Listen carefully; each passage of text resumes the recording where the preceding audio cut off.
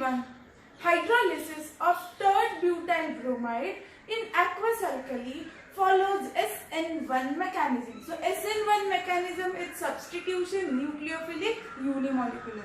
So let us understand this mechanism.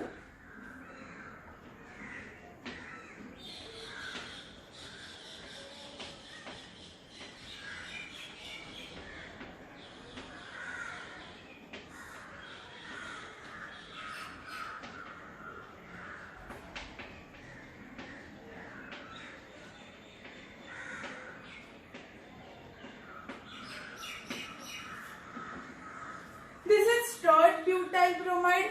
In the third butyl bromide, this Br is the halogen present which is going to leave along with the electron pair present in the covalent bond. So Br minus in this case is our leaving group. Now we are talking about hydrolysis of third butyl bromide in aqueous alkali. So this alkali OH minus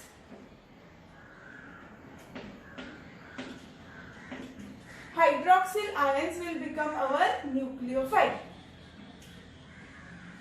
Now you all know that in the nucleophilic substitution reaction of alkyl halides, this halogen will be replaced by a nucleophile. So first of all, this Br, when Br minus leaves,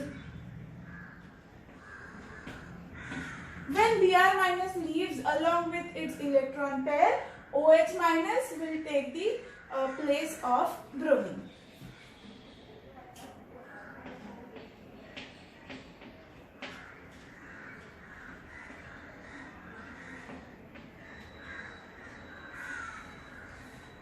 So the product that we have obtained over here is third butyl alcohol.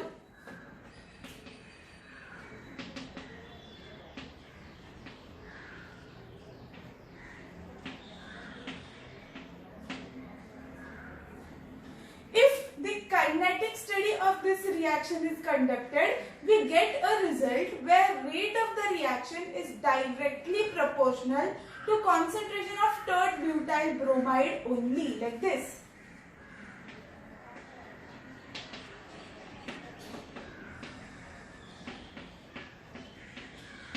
Rate of the reaction is equal to K times concentration of third butyl bromide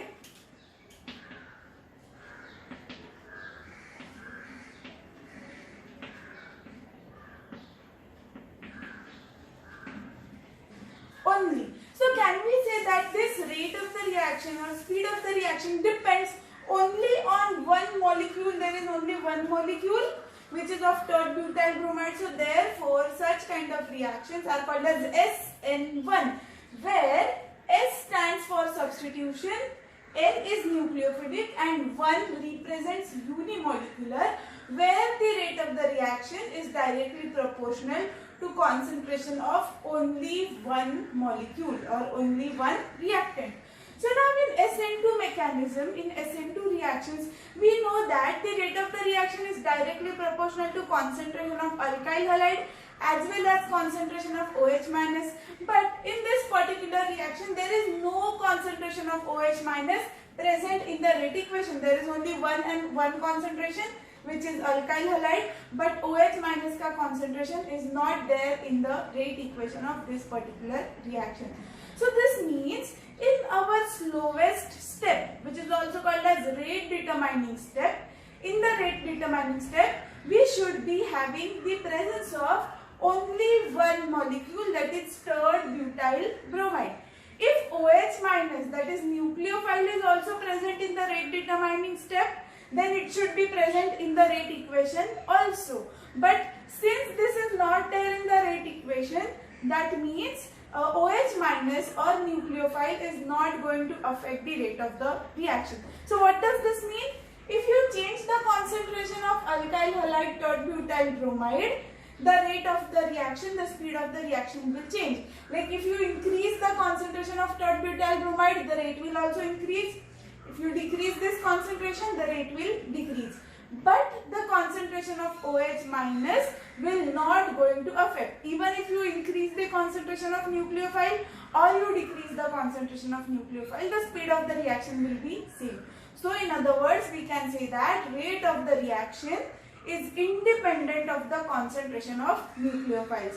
Or you can also say that the OH minus or hydroxyl ions, which are nucleophiles of this reaction, will not take part in the rate determining step, which is nothing but the slowest step. So what could have happened over here? Right now, I will draw the three-dimensional structures of tert-butyl bromide. So this carbon over here at the center is sp3 hybrid carbon. So the geometry has to be tetrahedral. One carbon,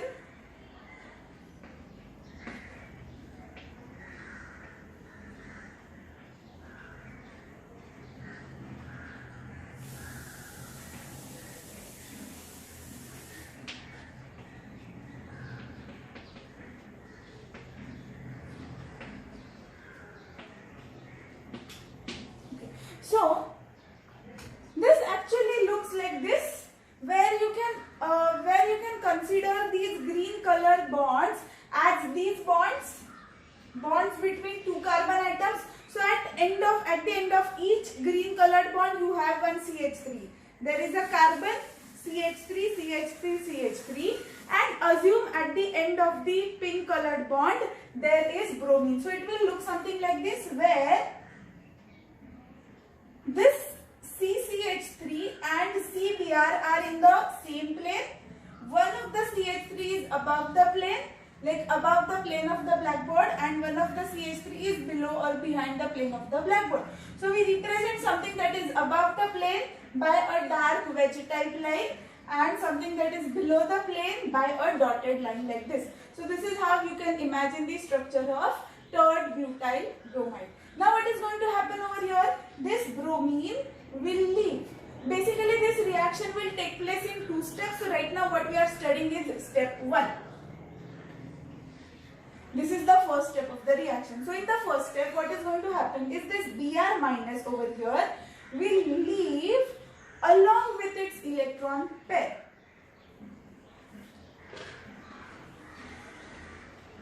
In this bond, in every covalent bond, there are 2 electrons. So when this Br minus is leaving, it will take the 2 electrons which were already present in Br minus. So that's why I am writing over here as minus Br minus. What does this mean? Br minus is lost. So therefore there is a negative sign, minus Br minus. Or else what you can do is, you can write this Br minus on the product side also. Plus Br minus, that means Br minus is one of the product formed. Now what should happen to this? When negative charge is lost, the positive charge should stay behind. Like if both the electrons are lost, then carbon should have a positive charge over here. So this is what is going to get formed.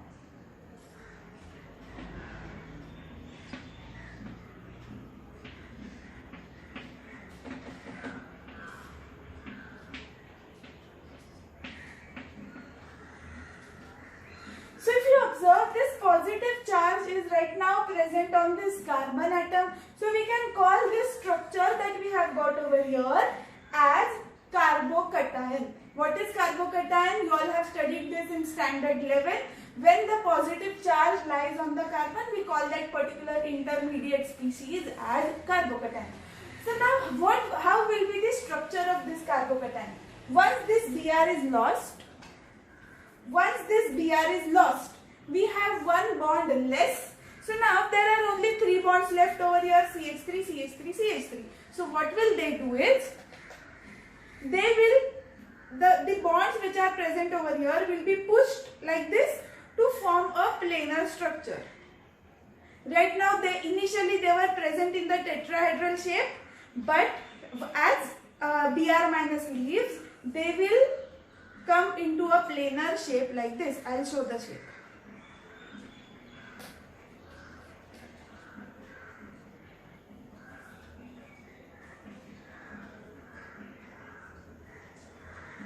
एक plane बन गया, or we can say they are present in the trigonal planar shape. The carbocation has got trigonal planar shape. So now, what is our second step? From this point onwards, our second step will start. Now in our SN2 mechanism,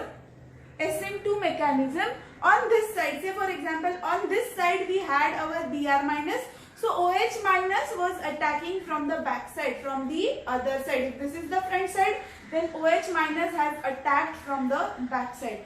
But in SN1 mechanism, Br minus is already lost, and what we are left with is only the carbocation. So now if you look at this plane, both the sides are equally available to attack. Attack of OH minus can take place from both the sides simultaneously. From both the sides are the attack can take place. So now let us show the attack from both the sides. Like it will not take place from both the sides at one time, but there are both the possibilities.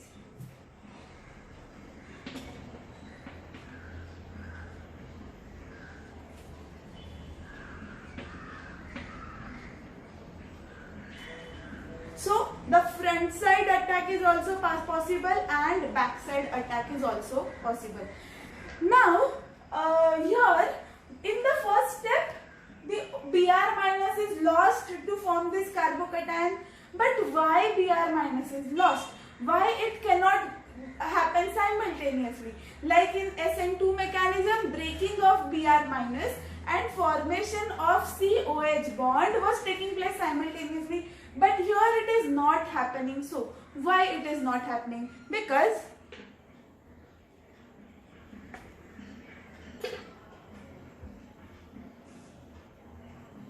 this is our third butyl bromide, and right now at the end of these green color bonds what we have is CH3. So now this CH3, that is methyl groups, are bulky in nature. Okay. So now if this third butyl bromide has to undergo SN2 mechanism, it should attack from back side. The front side attack is not possible because here we have Br minus. So Br carries partial negative charge. OH minus also carries negative charge. So there will be a repulsion between negative charge and the negative charge. So now it has to attack from the back side, but the back side of this structure is also blocked because here what you have is CH3 are bulkier groups. They will be occupying all the space over here. This C, then 3H, then here one C, 3 more hydrogens. 1 C, 3 more hydrogens, so CH3 will occupy majority of the space on back side also. So there is no place for a nucleophile to attack from the back side. So there is only and only one option is breaking of C-Br bond. So that is the reason in this reaction C-Br bond is broken first. The reason the groups attached to the carbon atom are bulky groups. There are 3 methyl groups present. So what it undergoes is breaking of Br minus and then OH minus, the attack from both the sides, because now both the sides are free. If it attacks from this side, there is no any obstruction, and from other side also if it attacks, there is no obstruction. It can attack from both the sides easily. So what is going to happen is attack from front side as well as attack from back side. So now let us assume this side as the back side, and let us assume this side as the front side. Now this is the, I am holding it like this to understand. This is the carbocation and OH minus is attacking from this side. OH minus is attacking like this. So what is going to happen is, when the OH minus attacks over here, then these 3 bonds will be again shifted on this side to come to its original shape, that is tetrahedral shape. So after the attack of OH minus, the compound will look like this. So let us draw that compound. It will look like this. So carbon is here at the center, CH3, OH, and two more CH3, one above the plane and one is below the plane.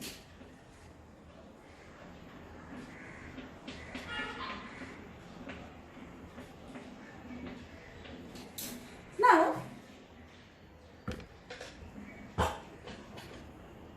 let us assume that this OH minus is attacking from the front side like this. Okay. So if it attacks from the front side, after the attack, again these bonds will shift on the other side, and the molecule will come back to its original tetrahedral shape.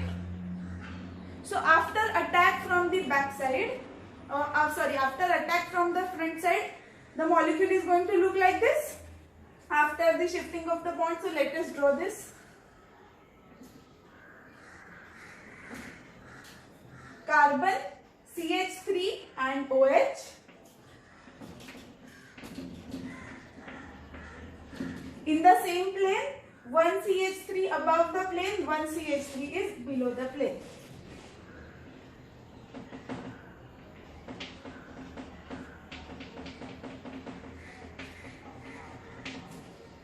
Okay. So now we have written both the products, the product with backside attack as well as the product with front side attack. Now let us compare both the products with each other. If you compare both the products with each other, you will observe that they are actually the mirror images of each other.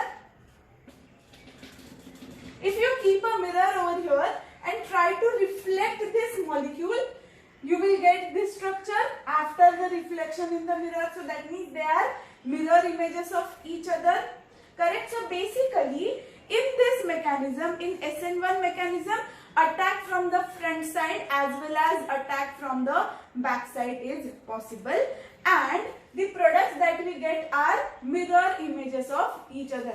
But here we cannot call them as enantiomers of each other. Tell me why you cannot call them as enantiomers of each other.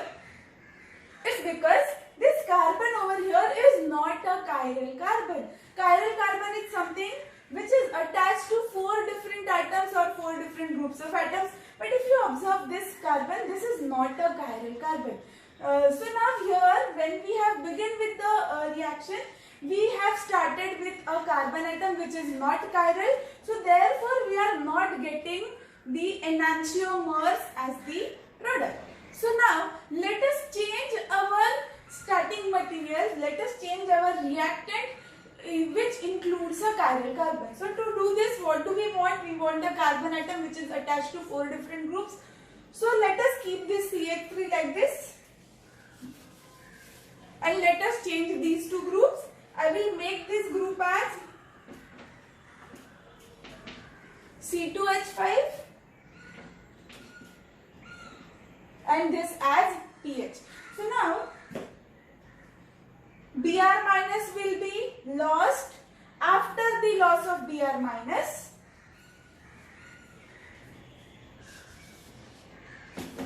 we have kept one CH3 same, we have kept one CH3 as it is. So now we have to change other 2 groups.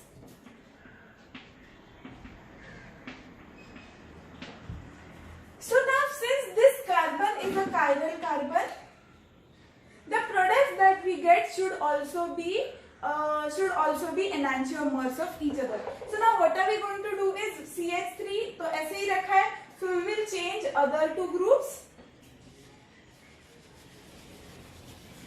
One group is C2H5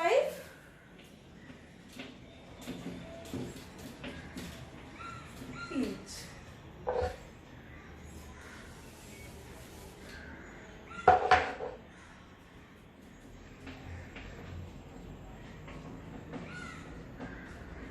C2H5PH. Now compare both these structures with each other. Of course, you know that they are mirror images of each other.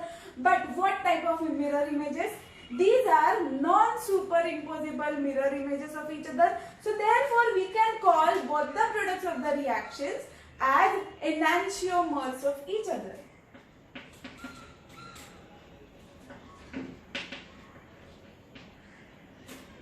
So out of the one has to be dextrorotatory and second has to be levorotatory. So now we don't know which one of the two is dextro and which one of the two is levo, but we definitely know that if one is dextro, then second has to be levorotatory.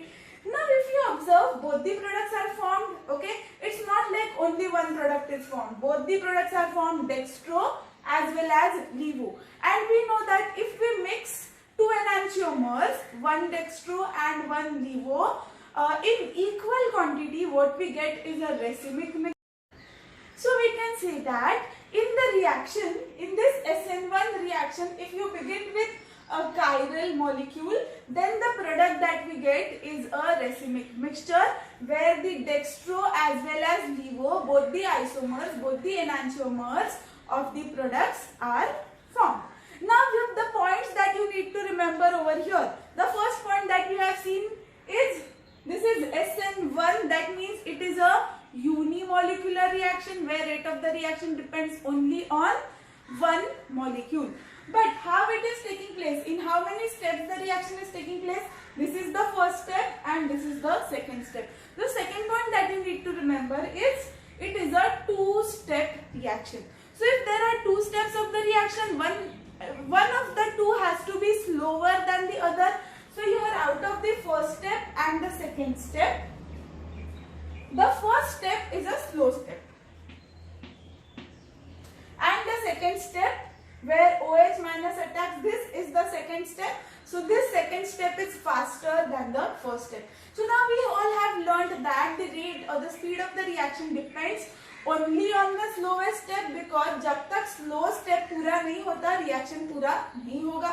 So इसीलिए वो कितना भी fast हो, second step कितना भी fast हो, जब तक पहला स्टेप ही पूरा नहीं हो रहा है तब तक दूसरा स्टेप का कोई मतलब ही नहीं है. So therefore we know that the rate of the reaction should depend only on the first step of the reaction. This is the first step of the reaction till formation of the carbocation. So now what are the reactants involved in the first step? It is only the alkyl halide involved in the first step. So therefore rate of the reaction is directly proportional to third butyl bromide. Right now we have changed the reactant. Initially we had taken third butyl bromide. So now you understand that the rate of the reaction is directly proportional to only the alkyl halide. Let me change this third butyl bromide to alkyl halide so that it is easier for you to understand.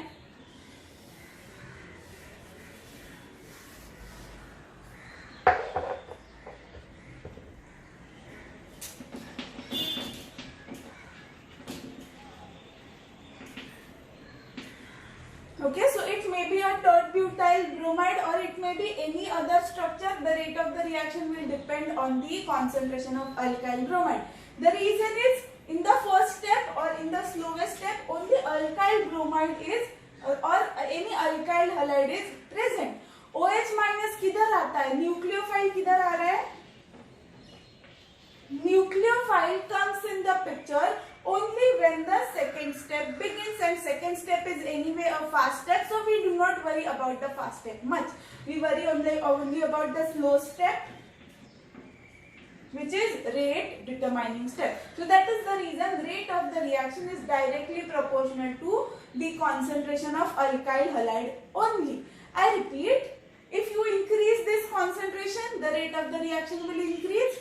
If you decrease this concentration, rate of the reaction will also decrease. But if you change the concentration of nucleophile OH minus, it is not going to affect the rate or speed of the reaction at all. The next point that you need to remember is the intermediate formed over here is a carbocation, which is planar, which is the geometry of which is trigonal planar. So therefore attack from the both side can take place. So unlike our SN2 mechanism में हमें जो product मिला था, the product was with the inversion of configuration. But here the product that we get is with the racemization, where both the isomers are equally formed. The dextrorotatory as well as the levorotatory isomers are formed. So therefore we can say here the product that we get is with the racemization of the molecules. Now let us talk about the energy profile diagram, which is this point is not there in the textbook, but as I already told you, it's always good to learn something extra. So let us learn about energy profile diagram of SN1 reaction. In energy profile diagram, we draw a graph like this, where on the x-axis we plot reaction coordinate and on y-axis we plot potential energy. And somewhere over here, let us assume that somewhere over here the energy of the reactants lie. So in the first step, now there are two steps, so we need to show the energy of both the steps.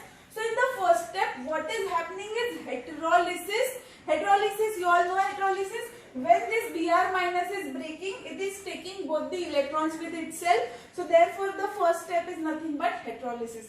So in the first step of heterolysis, when Br minus is actually breaking from the carbon, the energy will go on increasing. So we show increasing energy like this.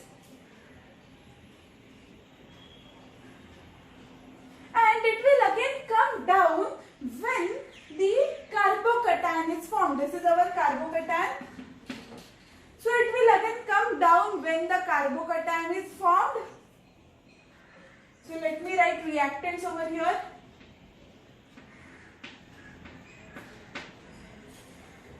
And at this moment, since the carbocations are stable, something that is stable has got little lesser energy. So since the carbocations are little stable, the energy will lower slightly. So at this position, we have our carbocation.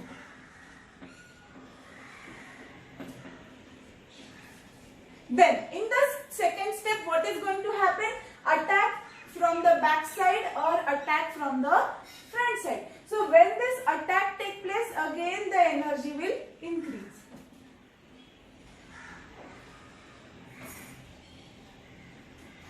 And again it will decrease when products are formed. So this is the energy of products.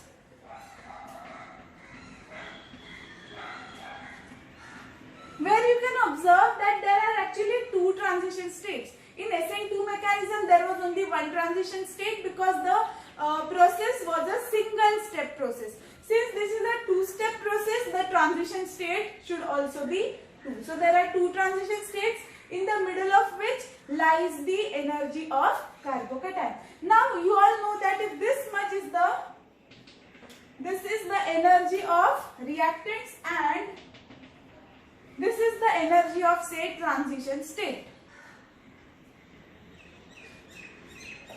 So the energy difference between the reactant and the transition state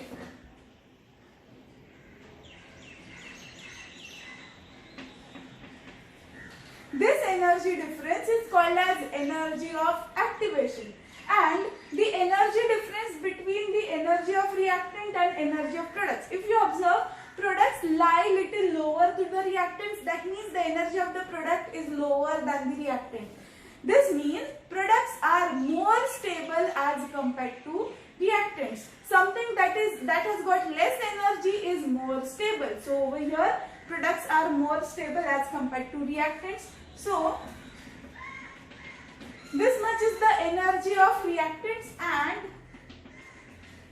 this is the energy of products. So difference between two, this energy is called as heat of reaction. Now this was all about SN1 mechanism. After this, I will post 2 more videos. In one of the videos, I will discuss factors affecting SN1 mechanism and SN2 mechanism, and in another video we will compare SN1 mechanism with SN2 mechanism. I suggest you all to watch all these videos together so that there is no confusion in your mind. सब concepts एक ही बार अच्छे से clear हो जाएगा. Thank you so much.